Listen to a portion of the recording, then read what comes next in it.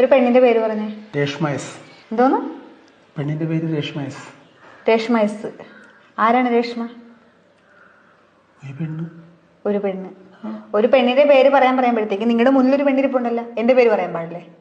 നിന്റെ പേര് പറയാനല്ലേ പറഞ്ഞത്, ഈ പെണ്ണിന്റെ പേര് പറയാനല്ലേ പറഞ്ഞത്. ഞാൻ പെണ്ണല്ലേ? ഇടി അത് നീ എന്തൊക്കെ പറഞ്ഞത്? ഒരു പെണ്ണിന്റെ പേര് പറയാനല്ലേ പറഞ്ഞത്, നിന്റെ പേര് പറയാനാണ് പറഞ്ഞത്. വേറൊരു പെണ്ണിന്റെ പേരെന്നല്ല ഉദ്ദേശിച്ചത്. അങ്ങനെയാണ് നിങ്ങളുടെ അമ്മയുടെ പേര് പറയാറുന്നല്ല, അല്ലെ നിങ്ങളുടെ മോളുടെ പേര് പറയാറുന്നല്ല, പോട്ടെ ഏതെങ്കിലും സഹോദരികളുടെ പേര് പറയാറുന്നല്ല. നമ്മുടെ കുടുംബത്തിൽ പോലും ഇല്ലാത്ത ഒരു പേര്, അതാണ് രേഷ്മ. ആരാണ് രേഷ്മ? രേഷ്മ ആരുമല്ല. ആരുമല്ലാത്ത രേഷ്മനെ നിങ്ങൾ എന്തിനു പറഞ്ഞു?